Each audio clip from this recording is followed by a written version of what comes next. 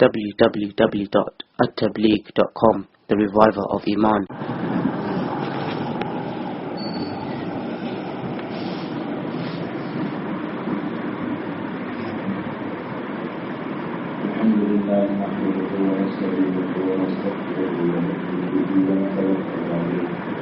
ونعوذ بالله من شرور أنفسنا ومن سيئات أعمالنا من يهده الله فلا مضل له ومن يضلل فلا هادي له ونشهد أن لا إله إلا الله وحده لا شريك له ونشهد أن سيدنا مولانا محمدا عبده ورسوله أما بعد قال النبي صلى الله تعالى عليه وسلم الإيمان بضع وسبعون شعبة أفضلها كلمة لا إله إلا الله وأدناها إماتة الأذى من الطريق والحياء شعبة من الإيمان.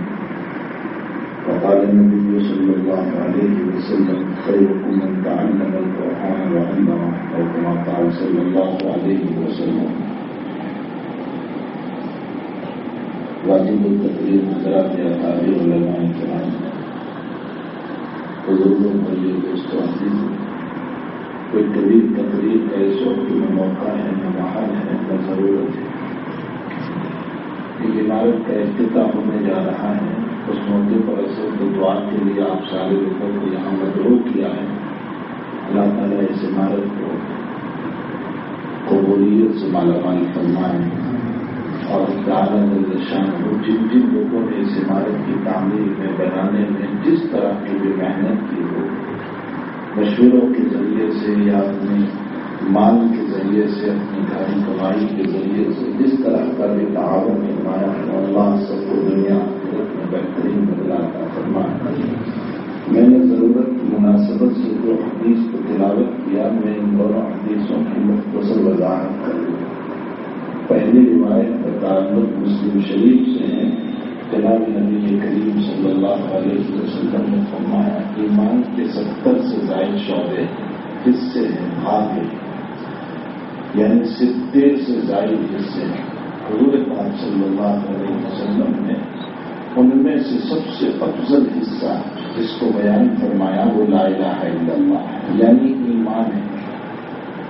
افضل کلمۃ لا الہ الا اللہ، اس لیے کہ ایمان کے بغیر کوئی عمل قبول ہوتا ہی نہیں. اگر میرے اور آپ کے پاس ایمان نہ ہو تو نہ روزہ قبول، نہ نماز قبول، نہ صدقہ قبول، کوئی عمل قبول ہوتا ہی نہیں. ایمان اصل اصول ہے اور سارے انبیاء کی محنت سب سے پہلے ایمان پر رہی. آپ حضور پاک صلی اللہ علیہ وسلم کی مکی زندگی کا اگر ہم مطالعہ کرتے ہیں تو آپ نے ایمان ہی کو بنانے کی باتیں بیان فرمائی، بلکہ مکی زندگی میں جتنی صورتیں نازل ہوئی ہیں ان تمام صورتوں پر اگر غور کیا جائے تو ایمان ہی کی دعوت ہے. سب سے پہلے جو عمل آیا ہے وہ عمل نماز کا عمل آیا جو معراج میں دیا گیا، اور معراج کے بعد میں یہ اختلاف ہے کہ یہ واقعہ کب پیش آیا. بعضوں نے کہا 3 سال پہلے، 2 سال پہلے، 1 سال پہلے. بہرحال 1 سال کے قول کو علماء نے راجح قرار دیا ہے. تو ہجرت سے 1 سال پہلے نماز کی مشروعیت ہوئی، ورنہ روزہ، زکوٰۃ، حج یہ سارے اعمال تو مدینہ المنورہ میں آئے ہیں. مکی زندگی میں 13 سال کی مکمل محنت ایمان ہی کی محنت ہوئی. تو افضل کلمۃ لا الہ الا اللہ، سب سے افضل جو ہے وہ ایمان ہے. ایمان کے بغیر کوئی عمل قبول نہیں ہوتا. اور یہ عجیب و غریب بات ہے کہ ہم پیدا ہوتے ہیں تو ہمارے کان میں ایمان ہی کو پھونکا جاتا ہے. اللہ اکبر، اللہ اکبر، اشہد ان لا الہ الا اللہ، اشہد ان محمد رسول اللہ. جو ہمارے کانوں میں اذان دی جاتی ہے، تکبیر کہی جاتی ہے، اقامت کہی جاتی ہے، اس سے ایمان ہی کو پھونکا گیا. اور پھر جیسے ہی بالغ ہوئے ہمارے ایمان کا مطالبہ ہوا، اور جب ہم مر رہے ہیں تو اس موقع پر، مرنے کے موقع پر بیماریوں کی بنیاد پر عبادت کا ہمارے اوپر سے ٹل جانا ممکن ہے. فقہاء نے لکھا ہے یا اکابر علماء کرام کہتے ہیں کہ اگر کوئی انسان 6 نمازوں سے زائد بے ہوش رہا تو اس صورت میں وہ نمازیں اس پر سے ساقط ہو جاتی ہیں. اسی طرح رمضان کا پورا مہینہ کوئی کوئی آدمی بے ہوش رہا تو روزے اس پر سے ثابت ہو جاتے ہیں. تو عبادتوں کے معاف ہونے کا امکان ہے لیکن ایمان کبھی معاف نہیں ہو سکتا. فرمایا عالم سکرات میں ہے تو بھی ایمان کا مطالبہ ہوگا. فرمایا من مات وهو يعلم انه لا اله الا الله دخل الجنہ. جو مر رہا ہے اور لا الہ الا اللہ کا مطالبہ تو لا الہ الا اللہ پڑھتا ہوا جا رہا ہے تو جنت میں داخل ہوگا. موت کے موقع پر بھی ایمان کا مطالبہ ہوا. حتیٰ کہ قبر میں جب ہم پہنچیں گے تو اس موقع پر بھی من ربوں کا من نبیوں کا وما دینوں کا. رواه الترمذی، امام ترمذی نے اس کو روایت کیا اور بخاری شریف میں ہے کہ انکم تفتنون فی قبورکم، تم تمہاری قبروں میں آزمائے جاؤ گے میرے باب میں. حضور پاک صلی اللہ علیہ وسلم فرماتے ہیں کہ تم میرے باب میں آزمائے جاؤ گے، یعنی تم سے میرے متعلق سوال ہوگا. اور اللہ کے نبی خود فرماتے ہیں کہ جب میرے متعلق سوال ہوگا تو جو مومن ہوگا وہ تو یہ جواب دے گا کہ محمد رسول اللہ، یہ اللہ کے رسول ہیں جو قرآن کو لے کر آئے تھے، دین کو لے کر آئے تھے، ہدایت کو لے کر آئے تھے. ہم نے ان کو مانا، ہم نے ان کی اطاعت کی، فرما برداری کی. فرمایا کہا جائے گا نم صالحہ. بخاری کی روایت میں اطمینان کے ساتھ سو جا، سکون کے ساتھ سو جا، قیامت تک اب تیرے مولا کے علاوہ تجھے اٹھانے والا کوئی نہیں ہوگا. اور اللہ کے حبیب پاک صلی اللہ علیہ وسلم فرماتے ہیں کہ جو منافق ہوگا یا مرتاب ہوگا اور اس سے جب یہ سوال ہوگا تو وہ کہے گا ما ادری، مجھے نہیں معلوم کہ یہ کون ہے. دنیا میں لوگ کہتے تھے کہ ایک پیغمبر آیا ہے، ایک محمد نامی نبی آیا ہے، بس میں نے سنا تھا، باقی اس سے آگے کچھ نہیں. تو حدیث شریف میں اللہ کے نبی فرماتے ہیں کہ فرشتے غرض اٹھائیں گے لوہے کا اور اس کی پیشانی کے اوپر ماریں گے اور یوں کہیں گے کہ ہمیں پتا تھا کہ تو یہی جواب دینے والا ہے. تو پیدا ہوئے تو کانوں میں ایمان پھونکا گیا، زندگی میں بار بار ایمان کا مطالبہ، مر رہے ہیں تو ایمان. وَاعْبُدْ رَبَّكَ حَتَّىٰ يَأْتِيَكَ الْيَقِينُ، تو عبادت کرتا جا یقین تک، یعنی موت تک. اور موت کو قرآن نے یقین سے اس لیے تعبیر فرمایا کہ موت ایک ایسی چیز ہے جس کے بارے میں ہر ایک کو یقین ہے، چاہے وہ مومن ہو یا غیر مومن ہو، ہر ایک اس کے اوپر یقین رکھتا ہے کہ ہم کو مرنا ہے، اس لیے اس کو یقین سے تعبیر کیا گیا. تو موت کے موقع پر بھی کلمے اور ایمان کا مطالبہ، اور قبر میں جانے کے بعد بھی اس ایمان کا مطالبہ ہوگا. اس کا مطلب سب سے اہم جو چیز ہے وہ ایمان ہے. اور ایمان و ایمانیات کو جاننا، سمجھنا، پڑھنا اور زندگی میں اتارنا یہ انتہائی ضروری ہے. ایک بات تو یہ ہوئی. دوسری بات یہ ہے کہ حضور پاک صلی اللہ علیہ وسلم نے ادنا جز بیان فرمایا، وہ ادناہا اماطۃ الاذی عن الطریق. فرمایا اس ایمان کا ادنا درجہ جو ہے وہ راستے سے تکلیف دہ چیز کو ہٹا دینا. کانٹا پڑا تھا، کیلے کا چھلکا پڑا تھا، کانچ پڑا تھا، ہم نے اٹھا کر کے اس کو ایک طرف رکھ دیا تاکہ کسی کو تکلیف نہ ہو. حضور پاک صلی اللہ علیہ وسلم فرماتے ایمان کا حصہ ہے، ایمان کا شعبہ ہے، ایمان کا بھاگ ہے. اور میرے بھائیوں ایک بات یاد رکھو، کسی چھوٹی نیکی کو بھی چھوٹی نہ سمجھو. چھوٹی نیکی کو شیطان ہمیں پتی پڑاتا ہے، کیلے کا چھلکا پڑا تھا، میرے جی میں آیا لاؤ میں اٹھا کر اس کو رکھ دوں، تو شیطان کبھی ہم کو یوں کہتا ہے ارے تیرے اتنے بڑے بڑے گناہ ہے، اس چھوٹی سی نیکی سے کیا ہوگا. تو اس عمل سے ہم رک گئے، وہ ہم نے نیکی کا عمل چھوڑ دیا. حضور پاک صلی اللہ علیہ وسلم فرماتے ہیں لا تحقرن من المعروف شیئا ولو ان تلق اخاک بوجہ طلق. امام ترمذی نے اس روایت کو نقل فرمایا. اللہ کے حبیب فرماتے ہیں کسی ادنا نیکی کو بھی، چھوٹی نیکی کو بھی چھوٹی نہ سمجھو. نبی مثال دے کر فرماتے ہیں تو اپنے مسلمان بھائی سے مسکرا کر مل رہا ہے، اس کو بھی چھوٹی نہ سمجھ. تجھے کیا معلوم اللہ کو پسند آ جائے، اسی پر تیری مغفرت ہو جائے. وَلَوْ أَن تَلْقَ أَخَاكَ بِوَجْهٍ طَلْقٍ. سفیان ثوری رحمۃ اللہ علیہ بہت بڑے محدث ہیں، بہت بڑے محدث. امام ابو حنیفہ رحمۃ اللہ علیہ کے ہم زمان ہیں، محدث بھی ہے، مفسر بھی ہے، لاکھوں حدیث ان کو یاد کی۔ مرنے کے بعد کسی نے خواب میں دیکھا، فرمایا حضرت کیا حال ہوا آپ کا؟ تو حضرت نے فرمایا میں تو بہت حدیثوں پر اعتماد کر کے گیا تھا، تفسیر پر، فقہ پر، لیکن اللہ نے مجھ کو یوں کہا کہ سفیان تیرا ایک عمل ہے میرے پاس، میں اس عمل کی بدولت تجھے معاف کرتا ہوں۔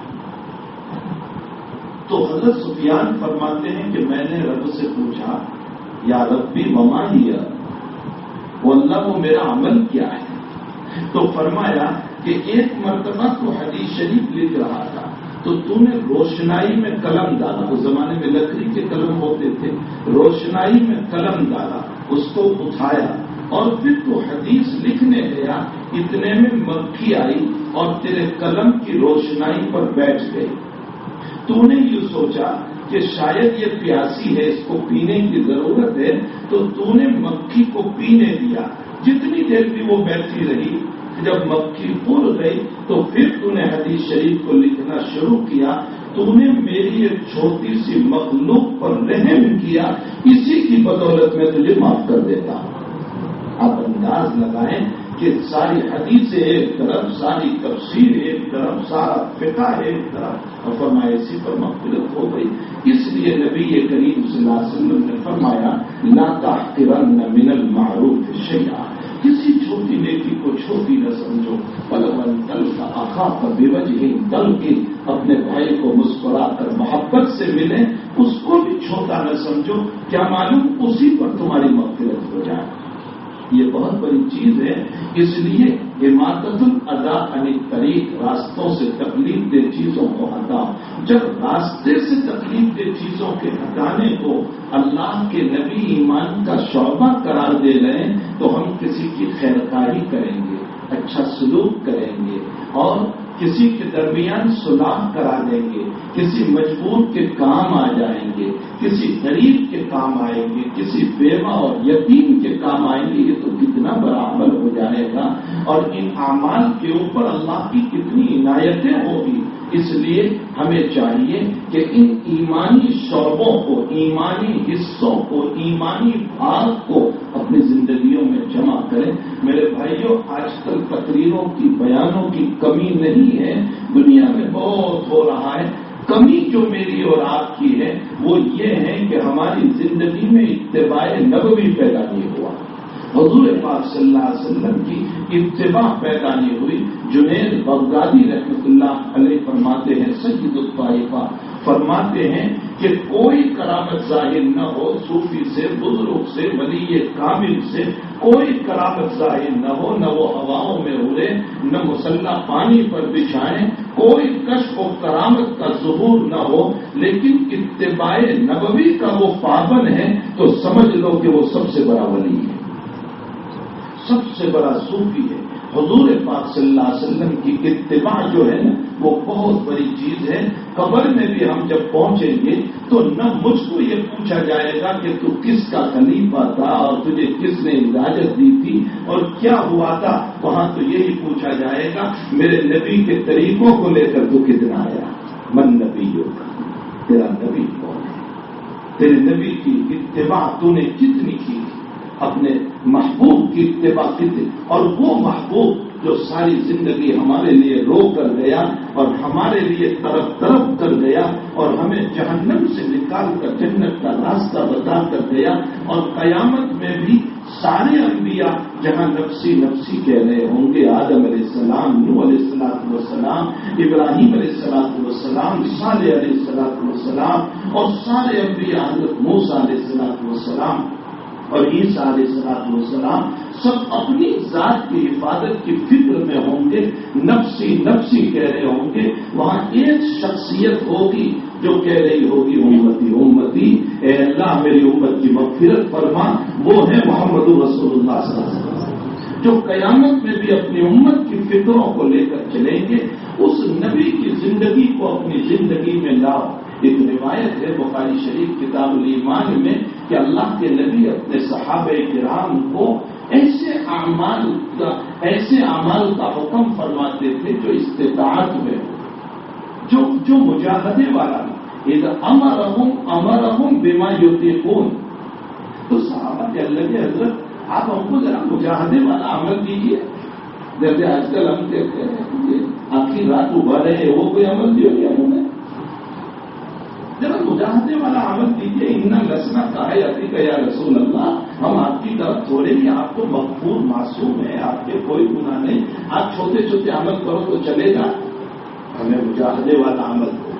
حضرت غصے ہو گئے، وغضب رسول اللہ، اللہ کے نبی غصے ہو گئے، چہرے انور سرخ ہو گیا، اور آپ نے فرمایا انا اعلمکم باللہ واتقاکم، میں سب سے زیادہ اللہ کو جاننے والا اور سب سے زیادہ تقوی والا ہوں.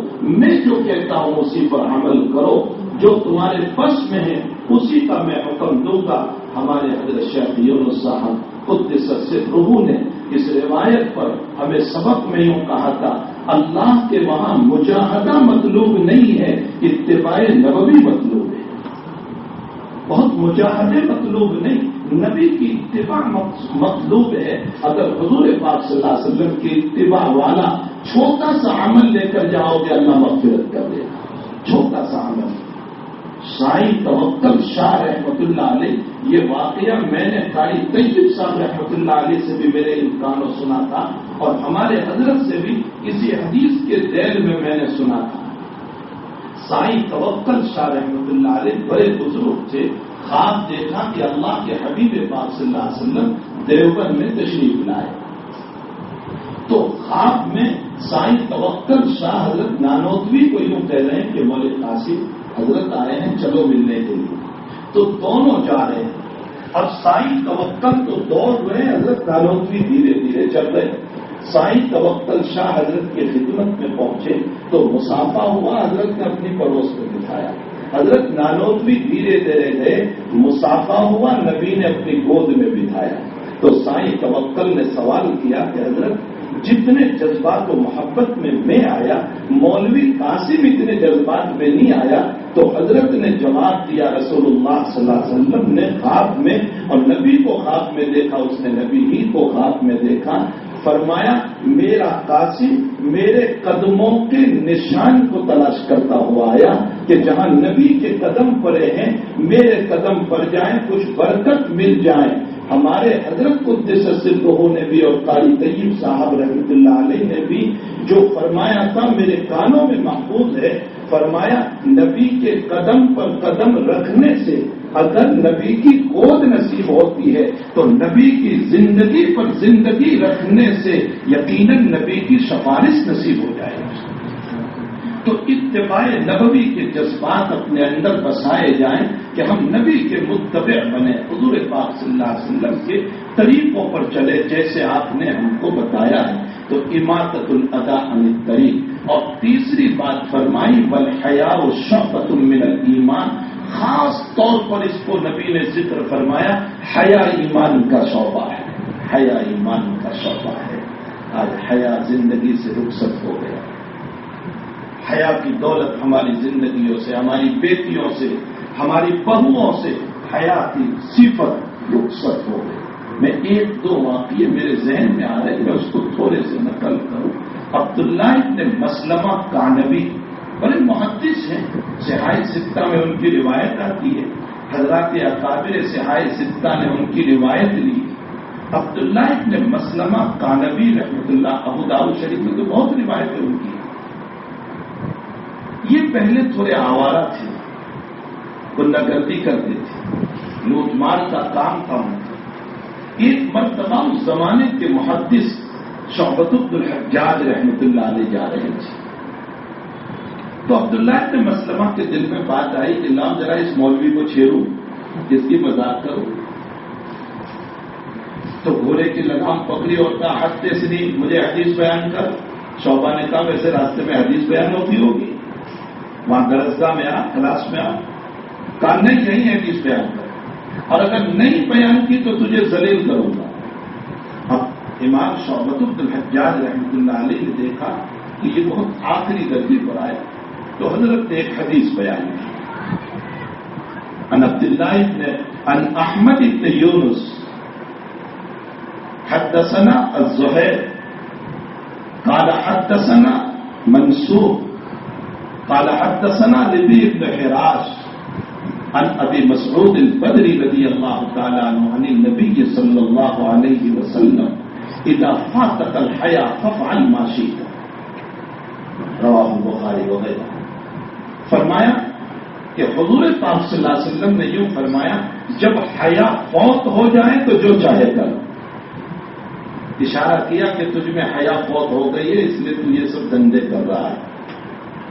عبداللہ ابن مسلمہ کو تنبؤ ہوا کہ یہ میں کیا کر رہا ہوں، نبی کا فرمان ہے بے حیا جب انسان ہو جاتا ہے تو سارے ہی کام کرتا ہے، حتیٰ کہ باپ کے سامنے بھی گناہ کرتا ہے، ماں کے سامنے بھی گناہ کرتا ہے، استاذ کے سامنے بھی کرتا ہے۔ فرمایا آیا تھا دلیل کرنے، لیکن اب میں آپ کے ہاتھ پر بیٹھ ہو رہا ہوں، آپ کا شاگرد بن رہا ہوں۔ زندگی میں تبدیلی آئی اور اس تبدیلی کے بعد علم حدیث کا شغف اختیار کیا، محدثین کی صحبت میں رہے، نتیجہ یہ ہوا کہ وہ بھی ایک محدث بن گئے، اور روایتوں میں ان کی روایتوں کی کتابوں میں ان کی روایتیں درج کی گئی۔ بہرحال میرے بھائیوں، حیا ایک عظیم صفت ہے۔ غالباً احد کا واقعہ ہے یا کسی اور غزوے کا واقعہ ہے، ایک عورت کا بیٹا گیا ہوا تھا غزوے میں اور پتہ چلا کہ وہ شہید ہو گیا، تو ماں نکلی، لیکن پورے پردے کے ساتھ نکلی، پردے کا اہتمام۔ اب کسی نے کہا تیرے بیٹے کا انتقال ہو گیا اور تو اس طرح پردے وغیرہ کے اندر جا رہی ہے، ارے ایسے موقع پر تو ماں دیوانی ہو جاتی ہے، اوڑھنی کا بھی پتہ نہیں رہتا۔ جب بچے کا انتقال ہوتا ہے نا تو اوڑھنی کا بھی پتہ نہیں رہتا، بال کھولے رہ جاتے ہیں، اور یہاں پورے پردے کے ساتھ۔ تو اس عورت کا جواب روایتوں میں ہے کہ اس عورت نے یہ جواب دیا، ان ارزع ابنی فارزع حیائی، اگر میرا بیٹا گم ہو گیا تو کیا میری حیا بھی گم ہو گئی؟ میرا بیٹا مر گیا تو کیا میری حیا بھی فوت ہو گئی؟ نہ، میں میرے نبی کے دیے ہوئے حیا کو نہیں چھوڑوں۔ میرے بھائیوں، یہ وہ باتیں ہیں جو ان مکاتب میں، مدارس میں پڑھائی جاتی ہے۔ یہاں عقائد کی درستگی کی جاتی ہے، یہاں اعتقاد کے مسائل کو صحیح بنایا جاتا ہے، یہاں نماز صحیح ہو، دین صحیح ہو، روزہ صحیح ہو، زکوٰۃ صحیح ہو، اور عبادات صحیح ہو، معاشرے میں بچہ صحیح زندگی گزارے، اس کی تعلیم دی جاتی ہے۔ اور اسی کے ساتھ ساتھ اللہ کا مقدس قرآن، کتاب اللہ کی تعلیم دی جاتی ہے، جس سے متعلق میں نے دوسری حدیث شریف پڑھی، خیرکم من تعلم القرآن وعلمہ، تم میں بہتر وہ ہے جو قرآن کو پڑھے اور پڑھائے۔ اگرچہ اہل دنیا کی نظر میں ایک عالم کو، ایک حافظ کو ذلیل سمجھا جاتا ہو، لیکن میرے نبی اور اللہ کی نگاہ میں محترم ہے، اس لیے کہ یہ نبی کا فرمان ہے جو میں پڑھ رہا ہوں، خیرکم من تعلم القرآن وعلمہ، تم میں بہتر وہ ہے جو قرآن کو پڑھے اور پڑھائے۔ اس کو سب سے بہتر قرار دیا گیا۔ یہی وہ تعلیمات ہے جو اس گلزار خلیلیہ میں دی جاتی ہے۔ میں بھی یہاں کا ایک طالب علم ہوں، میں نے بھی یہی پڑھا ہے، میں یہی حافظ ہوا ہوں۔ غالباً جیسے بتایا گیا کہ مولانا خلیل صاحب رحمۃ اللہ علیہ جو اس کے بانی تھے اور آخری زندگی میں نابینا ہو گئے تھے، قطر سے تشریف لائے تھے، ولن کے اندر رہتے تھے، پھر یہاں آئے۔ احمد پٹیل مرحوم، اللہ تعالیٰ ان کی قبر کو نور سے منور فرمائے، میرے ان سے بڑے تعلقات رہے، وہ بڑی محبت کرتے تھے۔ انہوں نے یہ مکان غالباً 500 روپے میں خرید کر دیا تھا، مجھے جو انہوں نے بتایا تھا کہ 500 روپے میں یہ مکان خرید کر دیا تھا، اور مولانا خلیل صاحب نے، اور وہ کن کے شاگرد تھے ابھی آپ نے سنا، حضرت مولانا خلیل احمد صاحب سہارنپوری رحمۃ اللہ علیہ، جن کی بدل المجہود شرح ابی داؤد بہت مشہور ہے۔ اور مولانا خلیل احمد صاحب سہارنپوری کون ہے؟ حضرت مولانا محمد زکریا صاحب کے پیر و مرشد ہیں، وہ ان کے استاد تھے۔ اور 48 یا 45 سال تک مزاح علوم میں مولانا خلیل احمد صاحب نے بخاری شریف کا درس کیا۔ اس شخصیت کے یہ شاگرد رشید تھے۔ یہاں ایک مدرسہ چھوٹا سا قائم کیا تھا، جن صاحب نے مکان بیچا تھا اس شرط پر بیچا تھا کہ اس مکان میں ایک تاکچہ تھا، کہا اس تاکچے میں تم کو دیا کرنا ہوگا، اس شرط پر بیچا تھا۔ اور اس شرط پر مولانا نے کہا تھا کہ اچھی بات ہے میں لے لیتا ہوں، لینے کے بعد دیا کرنا نہ کرنا یہ سب اپنا مسئلہ ہے۔ بہرحال حضرت نے اس مکان کو لے لیا اور احمد پٹیل نے اس کو وقف کیا تھا، اور مولانا خلیل احمد صاحب، ان کا نام بھی خلیل تھا اور ان کے استاد مولانا خلیل احمد صاحب کا نام بھی استاد تھا۔ اس طرح گلزار خلیلیہ کے نام سے اس مدرسے کی بنیاد ڈالی گئی۔ ان کے انتقال کے 2 یا 2.5 سال کے بعد 75 کے اندر میں نے یہاں داخلہ لیا تھا حفظ کے لیے۔ میں یہاں آیا تھا، میری عمر اس وقت غالباً 11.5-12 سال کی تھی، اور میں یہاں حفظ کے لیے آیا تھا۔ نیچے 2 کمرے تھے، اوپر 2 کمرے تھے۔ اوپر کے 2 کمرے میں 2 کلاسیں چلتی تھی۔ میرے استاد آج بھی موجود ہیں جن کے پاس میں حافظ قرآن ہوا۔ ہمارے پہلے میرے استاد تھے جن کے پاس میں نے قرآن شروع کیا تھا حفظ، مولانا یعقوب صاحب، یہیں شیرپورہ کے تھے جو انگلینڈ میں ہیں، وہ امراج کے تھے، وہ میرے پہلے استاد ہیں۔ میں نے ان کے پاس 3.5 پارے حفظ کیے تھے۔ اس کے بعد وہ انگلینڈ تشریف لے گئے، تو پھر میرے دوسرے استاد حافظ یوسف صاحب نندے والی دامت برکاتہم العالیہ جو اس مجلس میں موجود ہیں، میں ان کے پاس حافظ ہوا، اور میرا مکمل قرآن پھر میں نے اخیر میں انہی سے پورا کیا، اور میں اسی مدرسے میں حافظ ہوا۔ اوپر 2 کمرے تھے، نیچے 2 کمرے تھے۔ اوپر کے 2 کمرے میں ہم قریباً 40 بچے تھے۔ 2 کلاسیں چلتی تھی۔ اس وقت قریباً 4 اساتذہ تھے، حافظ یوسف صاحب، مولانا ابراہیم صاحب کرمادی، حافظ عثمان صاحب بگوتھنی، اور مولانا عبد الرشید صاحب جو یہاں ملک والا کے تھے۔ یہ 4 استاذ تھے۔ اس کے بعد حضرت مولانا عبد الصمد صاحب واقعان علی رحمۃ اللہ علیہ جو یہیں قریب میں رہتے تھے، اور ہمارے مولی اویس سلمہ کے دادا۔ پھر ایک دوسری بلڈنگ وقف ملی تھی ملک وارہ میں، ملتانی وار میں ایک بلڈنگ ملی تھی۔ پھر بچوں کو بڑھایا گیا اور وہاں بھی کچھ کلاسیں جاری کی گئی، جہاں کلاس ناظرہ کی چلتی تھی اور یہاں حفظ کی کلاس چلتی تھی۔ اوپر 2 کلاس تھے، نیچے 2 روم تھے، ایک روم میں آفس تھی اور ایک روم میں کچن تھا، اور ہم 40 بچوں کے بیچ میں 2 بیت الخلائیں تھی۔ بہت غربت میں یہ مدرسہ چلا، بہت غربت میں۔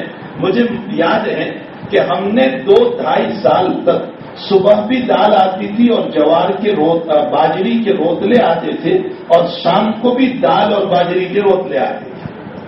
بس اس طرح پر یہ مدرسہ ابتدائی دور میں تھا۔ اسی عالم میں ہم یہاں پر حافظ ہوئے۔ اللہ تعالیٰ حضرت مولانا خلیل احمد صاحب رحمۃ اللہ علیہ کی قبر کو بھی نور سے منور فرمائے، اور حضرت مولانا عبد الصمد صاحب واقعان علی رحمۃ اللہ علیہ کی قبر کو بھی نور سے منور فرمائے، جو گلزار خلیلیہ کے عنوان سے یہ باغ لگایا، اور اس باغ کو پھر مولانا عبد الصمد صاحب رحمۃ اللہ علیہ نے پروان چڑھائے، اور اس کو پروان چڑھا کر پھر اس ادارے کو دارالیتامہ کے نام سے سب جیل کے پیچھے منتقل کیا، جو ایک بہت بڑے مدرسے کی شکل میں موجود ہے، اور یہ مدرسہ جو کا تو اپنی جگہ باقی رہا۔ پھر مولی اویس سلمہ جب ان کے ہاتھ میں آیا تو انہوں نے اس پر محنت کر کے یہاں وہاں دوڑ کر لوگوں سے خوشامدیں کر کے لوگوں سے منت سماجت کر کے امت کے پاس سے پیسے لا کر جو چھوٹا سا مدرسہ تھا اس مدرسے کو ایک ماشاءاللہ وسیع مدرسے کا شکل دے دی۔ اس میں نہ معلوم اب کتنے کمرے اور کتنی کلاسیں بن گئی، اور یہاں بازو کی جو جگہ تھی اس جگہ کو بھی مدرسے کے لیے خرید لیا، قریباً 14 لاکھ میں خریدی، 13 لاکھ میں خریدی۔ 13 لاکھ میں سے ابھی 11 لاکھ دینے کا قرض بھی باقی ہے، اس کے ساتھ ساتھ اور بھی کچھ قرض ہے۔ بہرحال 15 لاکھ کا قرض تو اس جو زمین خریدی گئی وہ اصل میں بھائی محمد حسین صاحب جو ان کے والد صاحب ہیں ان کی ہے۔ آدھی انہوں نے وقف کی اور آدھی مدرسے کو بیچی ہے، آدھی تو اللہ تعالیٰ کے نام پر دی اور آدھی پھر انہوں نے سودا کیا، اور خود میرے سامنے سودا ہوا تو قریباً 15 لاکھ کے قریب تو بھی اس پر قرضہ ہے، لیکن ایک علاقے کی ضرورت ہے مکتب کی یہاں، اس بنیاد پر محنت کر کے اس کو شروع کر دیا گیا. میں جب یہاں پہنچا مجھے میری پرانی زندگی یاد آ گئی جو میں نے یہاں گزاری تھی. ہم جمعہ کے دن صبح میں 10 پیسے کا یہاں سامنے ایک دکان تھی تو 10 پیسے کا صابن لاتے تھے اور اس سے کپڑے دھوتے تھے. یہاں ایک دکان تھی خان صاحب کی, وہاں سے ہم 10 پیسے کا کبھی صابن لاتے تھے اور کپڑے دھوتے تھے اور 15 پیسے کے چنے کھاتے تھے. جمعرات کو 25 پیسے ہم کو ملتے تھے.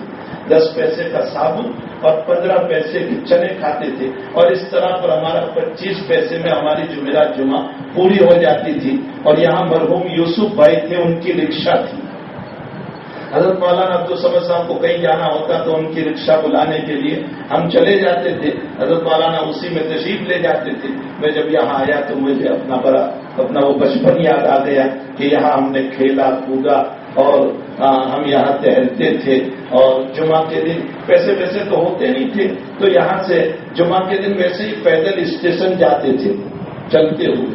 اور کیا بچوں کو کام کیا ہوتا تھا, پیدل جاتے تھے اور پھر پیدل واپس آتے تھے. شام کو تھکے ہوئے ہوتے تھے.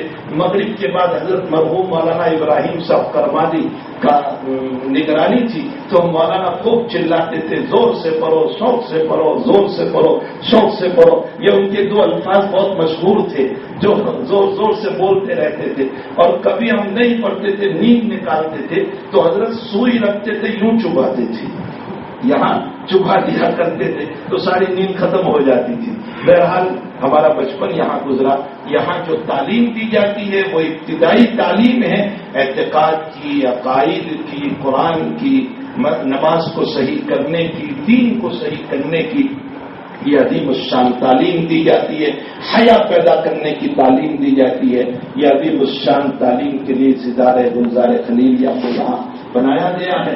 اللہ سب کو جزائے خیر عطا فرمائے. مولوی ہوئے سلمہ کو اللہ جزائے خیر دے. انہوں نے دوڑ کر محنت کر کے اس کو کھڑا کیا. یہاں جتنے لوگ ہیں اللہ سبھی کو جزائے خیر عطا فرمائے. یا قابل بزرگان دین جو یہاں تشریف لائے, حضرت مولانا نذیر صاحب دامت برکاتہم, حضرت مولانا محمد صاحب جو یونین میں رہتے ہیں وہ بھی اپنا وقت نکال کر تشریف لائے. حضرت مولانا یعقوب صاحب دامت برکاتہم بیمار ہیں پھر بھی تشریف لائے. قاری صاحب ہیں, ہمارے حافظ داؤد صاحب ہیں, مولانا سراج صاحب ہیں, اور بھی بہت سارے احباب تشریف لائیں. یہ صرف دعا کے لیے اپنا وقت, ورنہ آپ جانتے ہیں مولانا نذیر صاحب کو پوچھ لو کہ جمعرات رات اور جمعہ ہمارا بہت قیمتی ہوا کرتا ہے. اس لیے جمعرات جمعہ دینا بہت مشکل ہوتا ہے. اس لیے کہ ہفتے میں یہی تو ایک چھٹی ملتی ہے جس میں بیوی بچوں کے ساتھ اطمینان سے انسان بیٹھتا ہے, ورنہ روزانہ کتابیں دیکھنا, فلاں کام. لیکن صرف دین کی محبت پر, علم کی محبت پر, ایمان کی محبت پر, نبی کی محبت پر یہ لوگ اور آپ لوگ تشریف لائیں. اللہ آپ سب کی آمد کو قبول فرمائے, سب کو جزائے خیر عطا فرمائے. ہمارے بزرگوں کی زندگیوں میں اللہ برکت عطا فرمائے.